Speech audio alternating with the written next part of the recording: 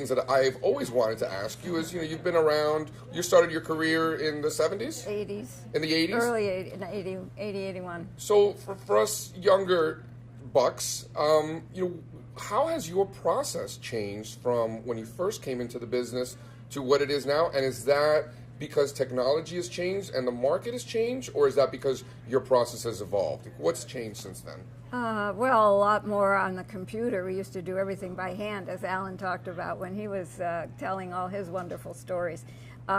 So it's a little faster, it's a little easier to pull up what you need in terms of charts. We used to do it all by hand, take this great big pile down to the publication area, and they'd have to scan all the charts and size them. And that doesn't, that's much easier now. So with respects to calculations, of course, you could just press a couple of buttons and kind of do whatever you want. So how would you shift from an arithmetic scale to a logarithmic scale, or would you even use logarithmic scale charts back in the 80s? Alan used them occasionally. We didn't use them a lot. It has a change in the upper range, and Sure. Yeah. So it depends on whether you're in an uptrend or a downtrend, how it would affect the data. Of course. One of the things that I never in my life had the opportunity to do is to plot charts on a daily basis, which I know you guys used to do in the old days. We did. And, I get a sense that you probably got a better feel for the market by doing that every day. Do you think some of that is lost now in recent times? I think some of that certainly is lost. I mean, we had our chart room walls were like the walls here, and I had designed sliding so you could go back in history to 1974, every day plotted by hand. I did that for the first 15 years that I worked with Alan, Wow. every morning. And when I had to give it up because I was moving on to, writing more, it was hard to give it up because you didn't have the same feel looking at the daily data just for today rather than plotting it and feeling how it was relative to the historical So you do think that it's an advantage to do that? Oh, I think it has a personal advantage. Would you recommend, a new technician that has all of the technology and all of the tools that we have today? Do you recommend going out of our way and actually plotting them hand by hand, or just forget it? There may be certain things that you're particularly interested in that might be beneficial to plot by hand, but at this point, for the short-term data, I don't think it matters. What concerns me more about today is that a lot of the young technicians are so short-term oriented that they don't understand where they're doing that short-term trading in the long-term trend. And I will take the bond market as one example, because bond interest rate cycles are 22 to 37 years. How many of the young people have ever seen anything but falling interest rate cycle? So they have no idea that when this starts to change, and I think we are seeing the shift. We're 35 years into this trend. 36 years. We've been bottoming for, I think, 6 or 7 years already. Particularly, you see it in the 2-year note. Those young practitioners are going to have to understand that you can't buy and hold bonds anymore. You're going to really have to learn how to trade them. Sure.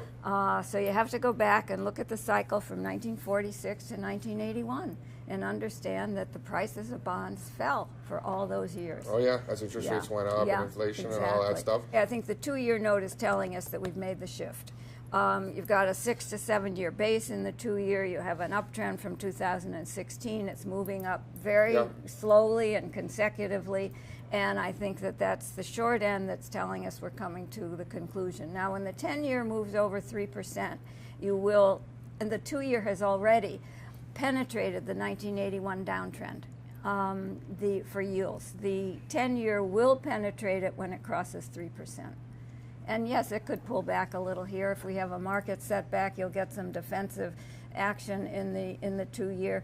The other thing which may delay it a little or maybe speed it up is if the Fed does stop reinvesting their easing money, then you're going to have a bigger supply. So rates will have to go up to accommodate that supply. I'm seeing similar strength in 5 years yields as well. Yes, 100%. They're in a consolidation also right now. Sure, tight little one. Yeah, like the 10s. Like the 10s. Yep. So let's flip that upside down. We talk about the detriment of technology. Why don't why don't you tell me how technology has helped you?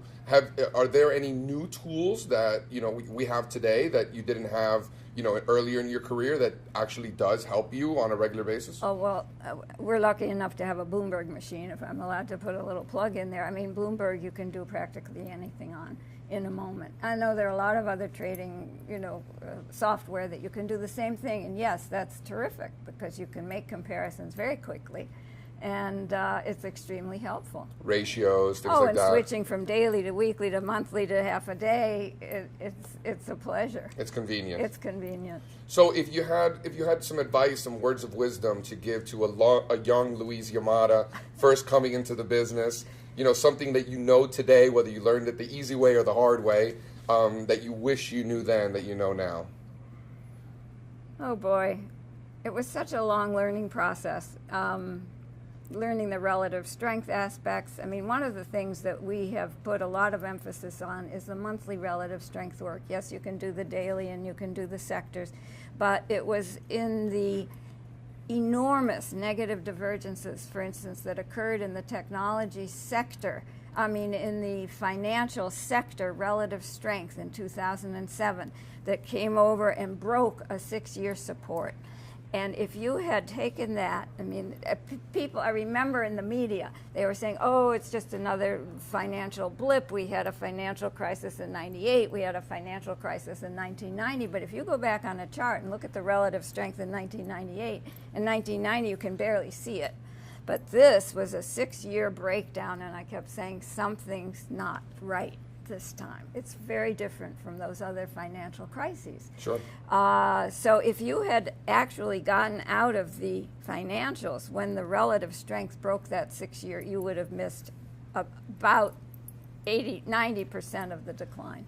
I remember vividly listening to you give a presentation at the MTA symposium, and everybody has PowerPoint presentations and all these slides, and then you get up there and you hold this piece of paper over your head and you say, the bigger the top, the bigger the drop. And it was that chart that you're referring to. Isn't that I'll never forget it. amazing? Yeah. Isn't that amazing? And the financials actually ended up breaking a 6-year top, an 8-year top, a 9-year top, and have gone down.